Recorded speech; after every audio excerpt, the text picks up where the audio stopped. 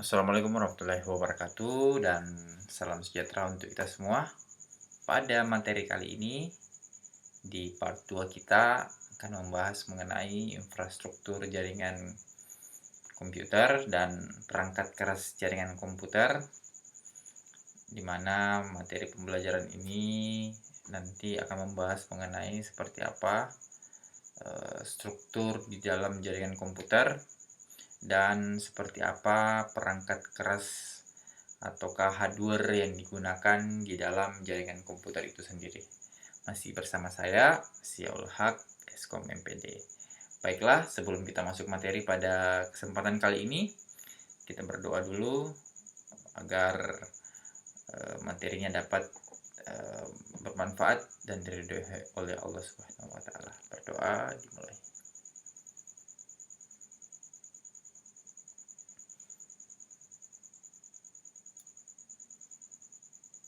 Selesai. Nah, baiklah, untuk materi pertama kita pada part 2 ini harus dulu mengetahui seperti yang saya jelaskan pada pertemuan sebelumnya. Definisi daripada jaringan komputer itu adalah sekelompok komputer otonom ya, yang saling berhubungan antara satu dengan yang lain, di mana menggunakan protokol atau aturan komunikasi di dalam jaringan sehingga saling berbagi informasi menggunakan program dan menggunakan perangkat keras. Nah, itu soal definisi secara umum ya daripada jaringan itu. Jaringan itu ada juga dikenal dengan server. Nah, server ini adalah sebuah jaringan komputer yang umumnya saling berhubungan banyak komputer ke sebuah beberapa server. Jadi biasanya server ini adalah fungsinya sebagai pelayan. Nah, pelayan ini maksudnya adalah dia yang nanti memberikan pelayanan ke klien-klien. Nah, ada server, berarti ada klien. Nah, klien ini berfungsi sebagai penerima data serta server juga mengatur pengiriman dan menerima data di antara komputer-komputer yang terhubung. Jadi ada server, berarti ada klien. Nah, server ini sebagai pelayannya atau induknya. Kemudian klien ini berfungsi sebagai penerima. Jadi pengirim adalah server, penerima adalah klien. Jadi komputer server dan komputer klien. Nah, itu ya yang perlu Anda pahami dulu. Jadi ada yang memberikan informasi. Siapa yang memberikan informasi adalah server.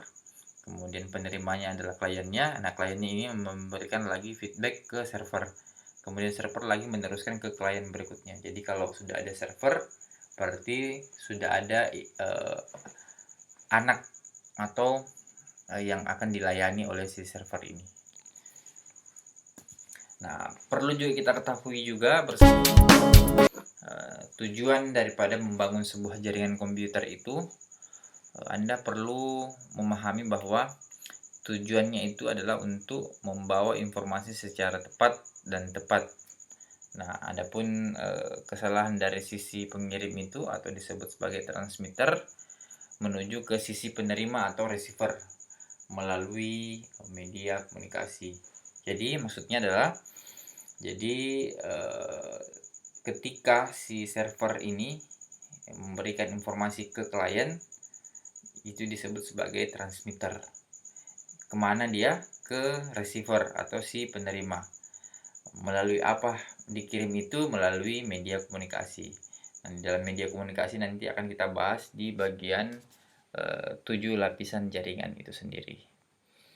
Nah, itu tujuan membangun sebuah jaringan ya, yang perlu kita pahami. Nah, kalau ada tujuan berarti ada. Nah, manfaatnya untuk apa? Jadi secara garis besar bahwa jaringan mempunyai beberapa manfaat. Di antaranya adalah memungkinkan kita melakukan proses manajemen sumber daya lebih efisien. Biasanya kalau manfaat jaringan itu yang lebih utama adalah memberikan manfaat dari sisi efisiensi sumber daya. Nah, misalnya banyaknya pengguna dapat saling berbagi perangkat ya, contohnya di printer.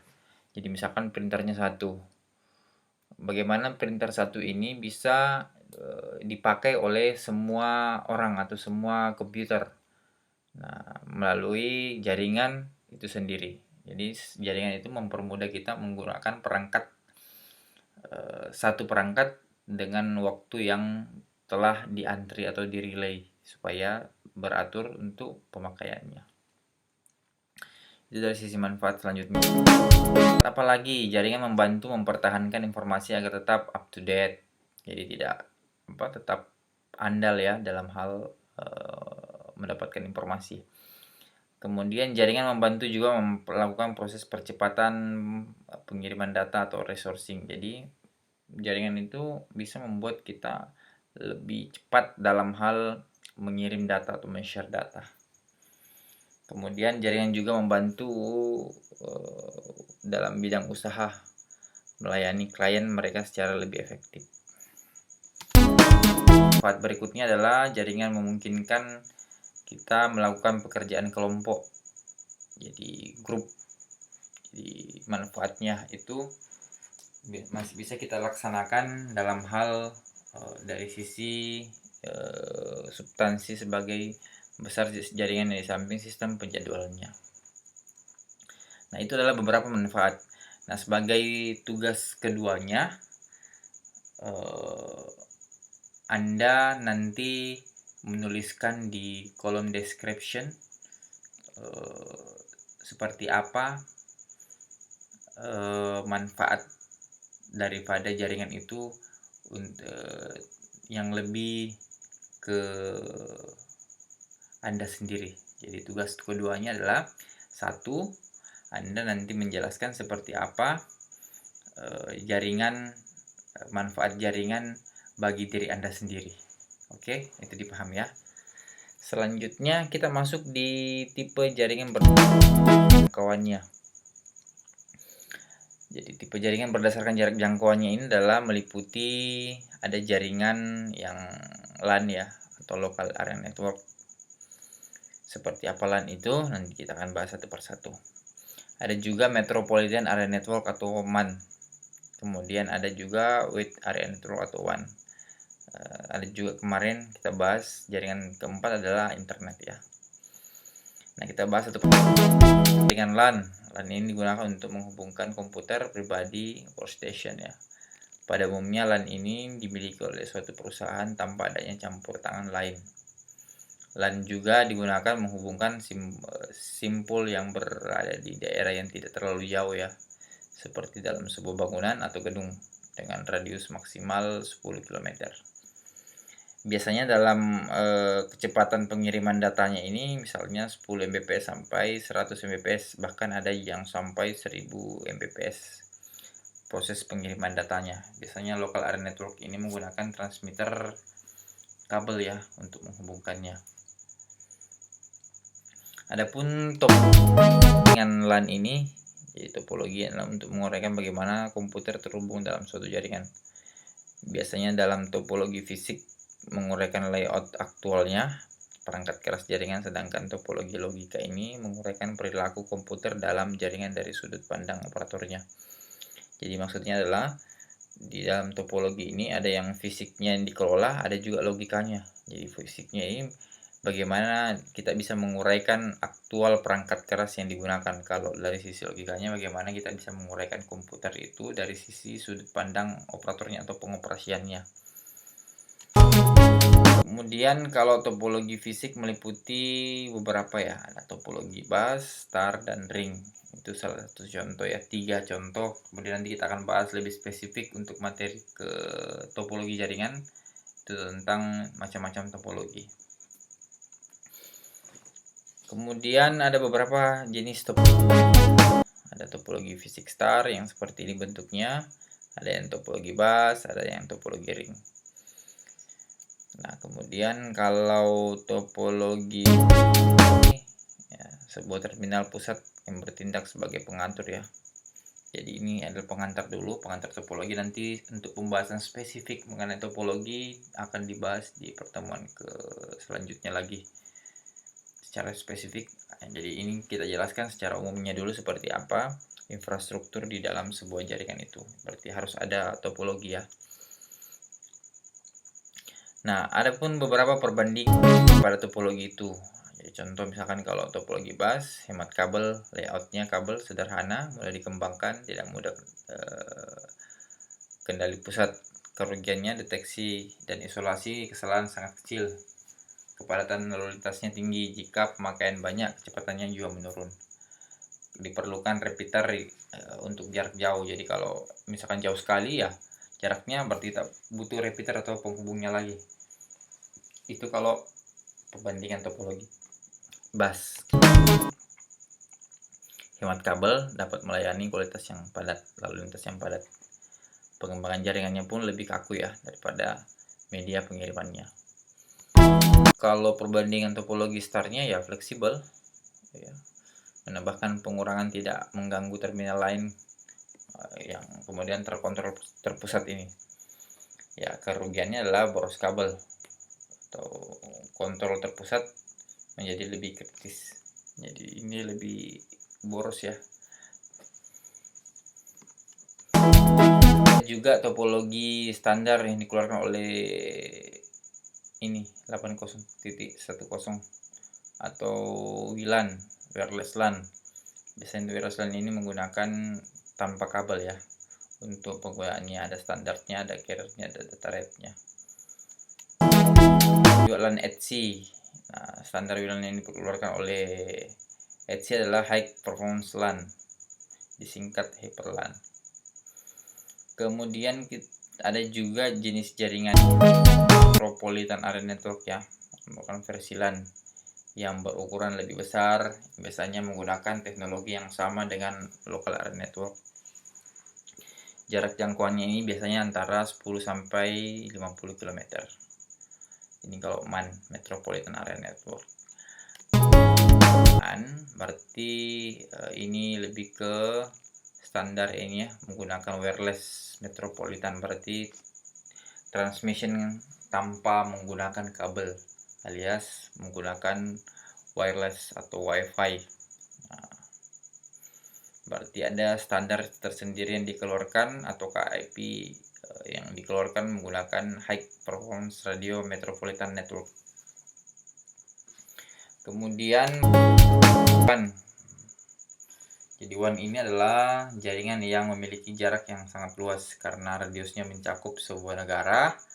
Maka WAN ini juga digabungkan ke dalam bentuk internet standar de facto protokol internet untuk operasi WAN-nya atau TCP/IP. Jadi biasanya kalau WAN ini lebih dekat ke internet. Internet itu adalah jenis jaringan yang menghubungkan antara LAN, MAN, WAN. Penggabungannya itu. Nah, di dalam jaringan itu sendiri dikenal dengan nama protokol. Apa itu protokol? Adalah sebuah aturan yang mendefinisikan beberapa fungsi yang ada di dalam sebuah jaringan komputer. Misalnya, mengirim pesan, data, informasi, dan fungsi lainnya harus dipenuhi oleh si pengirim atau transmitter. Si penerimanya disebut sebagai receiver, di mana komunikasi dapat berlangsung dengan benar. Selain itu, protokol juga berfungsi untuk memungkinkan dua atau lebih komputer dapat berkomunikasi dengan bahasa yang sama. Nah, sebagai bentuk seperti ini. Nah, misalkan si A memberikan informasi hi, kemudian dibalas hi, go to the time, kemudian jam 5 gitu. Jadi ada komunikasi. Jadi dia feedbacknya seperti itu. Nah, kemudian di mana fase protokolnya adalah di sini dia. TCP/IP connection request-nya, kemudian TCP connection reply, kemudian meminta get-nya, kemudian filenya. Jadi proses protokolnya di sini. Jadi dia memberi, kemudian meminta. Apa yang diminta adalah misalkan mencari informasi tentang website, kemudian website mengeluarkan file. Nah, ini adalah proses requesting ke sistem jaringan, khususnya di internet. Nah, berikutnya kita akan masuk ke perangkat kerasnya. Jadi tadi kan sudah kita bahas infrastruktur, apa-apa saja yang perlu ada di dalam sebuah jaringan, mulai dari server, klien, kemudian ada topologinya harus ada, kemudian aturan-aturannya yang harus ada. Nah, sekarang kita masuk ke perangkatnya, lebih ke spesifik hardware-nya. Nah, dalam spesifik hardware ini ada beberapa, perangkat keras yang umumnya digunakan di dalam jaringan komputer. Nah, kita ketahui bersama bahwa, perangkat keras ini adalah untuk menghubungkan 2 atau lebih komputer dalam jaringan komputer agar setiap komputer yang terhubung dapat saling berbagi file dan sumber daya lainnya. Nah, di dalam, perangkat keras jaringan komputer itu ada yang disebut sebagai, macam-macam hardware yang digunakan. Nah, salah satunya yang paling sering dipakai adalah kabel. Nah, kabel ini adalah media atau transmitter penghubung jaringan. Nah, salah satu kabel yang paling populer digunakan adalah kabel twister pair atau kabel UTP. Ada juga kabel koaksial, ada juga kabel fiber optik. Nah, seperti apa penjelasannya kalau UTP itu? Kalau kabel UTP atau STP umumnya dipakai di dalam jaringan tunggal. Ada juga jenis kabel fiber optik. Nah, kabel fiber optik ini adalah sebuah kabel yang terbuat dari serat kaca dengan teknologi canggih dan mempunyai kecepatan transfer ini lebih cepat dari kabel biasa. Nah, ini juga jenis kabel yang banyak sekarang digunakan untuk jaringan-jaringan home, termasuk di jaringan-jaringan yang lebih besar. Nah, karena kecepatannya ini lebih daripada kecepatan kabel umum pada biasanya. Itu untuk kabel ya. Kemudian berikut ada beberapa macam-macam perangkat keras selanjutnya adalah konektor. Konektor ini dipakai untuk menghubungkan kabelnya ya. Jadi ada kabel, di ujung kabel itu ada konektor. Nah, konektor ini yang dipakai untuk menghubungkan ke perangkat komputernya supaya dia bisa berhubungan atau berkomunikasi. Kemudian ada hub ya, ada switch, kemudian ada repeater, ada router, kemudian ada modem. Nah, kalau hub ini berfungsi sebagai media penghubung klien yang banyak gitu. Ya, jadi misalkan hubnya di port 1, port 2, port 3, port 4 sampai port 8. Jadi misalkan di port 8 berarti ada 8 komputer yang bisa terhubung dalam satu jaringan. Sama kalau switch ini sebenarnya sama, cuma bedanya dari sisi nanti transmitter dan pengirimannya. Kalau repeater sebagai media penghantarnya ya untuk menghubungkan jaringan sambungan ya ke jaringan yang lain. Routernya ini adalah sebagai media untuk menampung jaringannya. Nanti dia akan mendistribusikan jaringan yang berbeda. Jadi kalau jaringan yang berbeda berarti nanti akan terdistribusi oleh router. Modem juga hampir sama ya, sebagai router bisa juga. Kemudian ada juga jenis konektor. Nah, konektor ini adalah jenis konektor yang digunakan untuk menghubungkan kabel.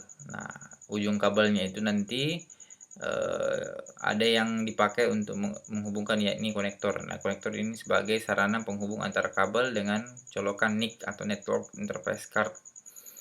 Nah, pada umumnya banyak jenis konektor. Nah, ada konektor RJ45 untuk kabel UTP, kemudian konektor BNC/T dipasang dengan kabel koaksial, dan konektor ST terpasang pada kabel fiber optik. Nah, untuk praktikum yang akan kita lakukan nanti contohnya kita gunakan nanti jenis konektor RJ45. Berarti kalau RJ45 berarti jenis kabelnya adalah UTP dan STP. Kemudian, nah, adapun jenis pengkabelan untuk UTP ya. Jadi ini nanti kita praktekkan ini seperti apa jenis pengkabelan UTP. Jadi tadi ada kabelnya, kemudian ada konektornya. Nah, ada urutan di dalam pengkabelan itu.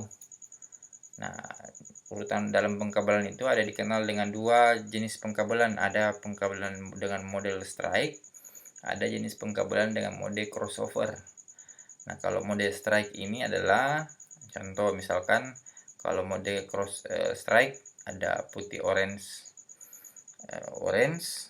kemudian ada putih orange. Kita ulang ya. Kalau model strike-nya adalah putih orange, kemudian putih orange, eh,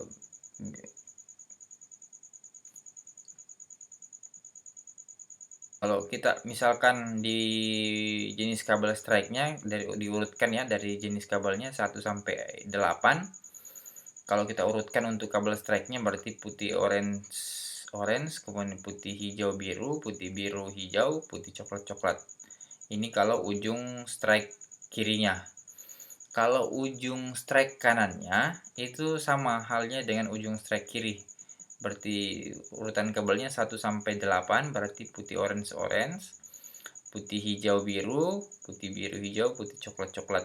Nah, kalau ujung A dan ujung B, berarti ujung kabel A dan ujung kabel B, atau ujung konektor A dan konektor B, jenisnya sama, berarti dia jenis pengkabelannya adalah strike.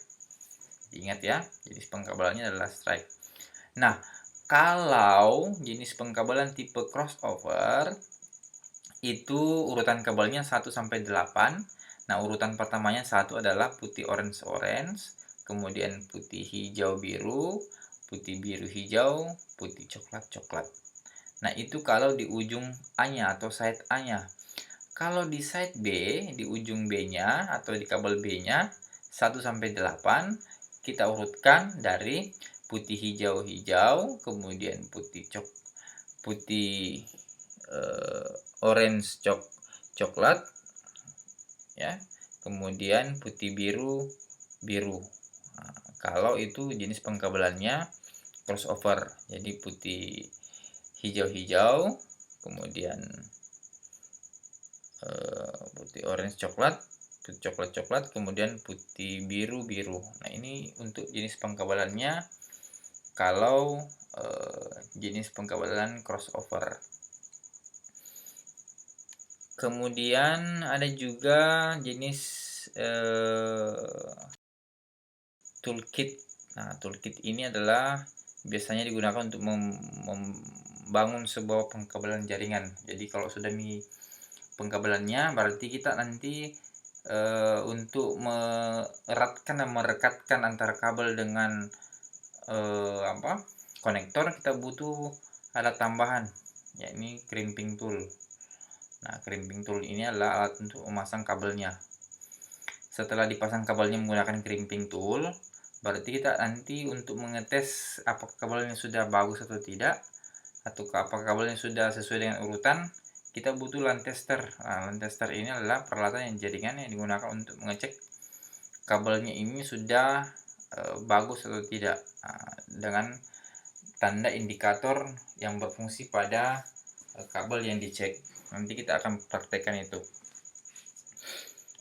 Kemudian untuk hub ya, untuk perangkat kerasnya ada hub, kemudian ada contohnya ya di sini hubnya, kemudian ada juga switch.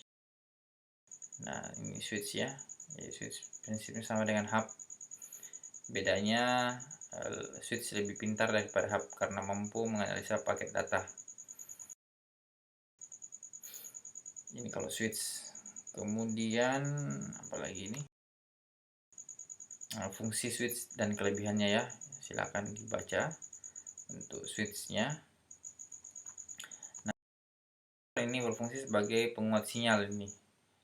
Nah, jadi repeater ini biasanya orang pakai kalau misalkan ada jaringan yang berbeda, jaringan yang jauh tapi masih ada sinyalnya sedikit. Untuk dikuatkan itu kita gunakan repeater tambahan untuk menguatkan sinyal ataukah extended. Nah,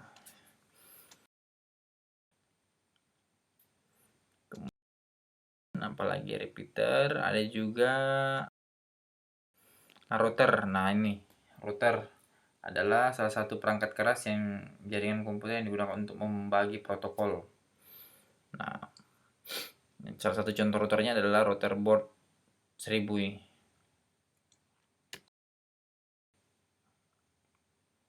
Nah, ini juga jenis merupakan peralatan jaringan yang digunakan untuk menghubungkan dua jaringan yang lebih. Kemudian jenis-jenis atau macam-macam router. Ada router aplikasi, Jadi di samping router itu adalah perangkat keras, ada juga router yang sifatnya aplikasi. Nah, contohnya aplikasi untuk routernya biasanya di sistem operasi memiliki kemampuan seperti aplikasi WinRoot, WinGet, SpyGet, WinProxy, dan lain-lain. Bisa digunakan di jenis-jenis aplikasi routernya. Kemudian ada router hardware. Nah, kemudian ada router jenis-jenisnya ya. Di router hardware ada router Mikrotik, ada router Cisco, ada router Juniper. Yang paling umum biasanya dipakai untuk praktikum adalah router Mikrotik. Nah, ini semua adalah jenis-jenis router yang biasa digunakan di dalam jaringan komputer untuk praktikum. Dan ada juga PC router ya. Jadi sebuah komputer yang dimodifikasi demikian rupa sehingga dapat digunakan sebagai router. Untuk membuat sebuah router harus menggunakan komputer dengan spesifikasi tinggi, biasanya komputer dengan prosesor Pentium 2. Nah, untuk hari ini, pertemuan kali ini kita akan ada tugas ya. Untuk Anda, silakan Anda mereview materi di atas dengan menjelaskan serta memahami dengan teliti maksud daripada materi tersebut. Kemudian tugasnya ini dalam bentuk video, minimal durasinya 3 menit, maksimal 5 menit. Nanti dikirim dengan format NIM, nama, kelas, dan tugas. Ini berarti tugas 2. Nanti dikirim dan disamatkan melalui Google Classroom dan Google Form link tugas. Baiklah, sebagai pada materi kali ini bahwa di dalam infrastruktur jaringan itu kita harus memahami nanti seperti apa kebutuhannya, mulai dari server, klien, kemudian topologi, kemudian jenis jaringannya, serta infrastruktur perangkatnya, mulai dari perangkat keras yang paling umum, kemudian perangkat lunak yang paling umum dan sering digunakan, dan perangkat-perangkat atau infrastruktur lain yang berkaitan dengan jaringan komputer untuk selanjutnya. Baiklah, itulah materi singkat yang sempat saya bawakan pada pertemuan kali ini. Mungkin ada hal-hal yang perlu Anda pertanyakan, silakan Anda berkomentar di link komentar yang sudah disediakan di pembelajaran kali ini. Kemudian yang belum subscribe, di-subscribe, kemudian aktifkan loncengnya untuk mendapatkan pemberitahuan video selanjutnya. Mungkin itu materi singkat yang sempat saya bawakan. Lebih dan kurangnya mohon dimaafkan. Assalamualaikum warahmatullahi wabarakatuh.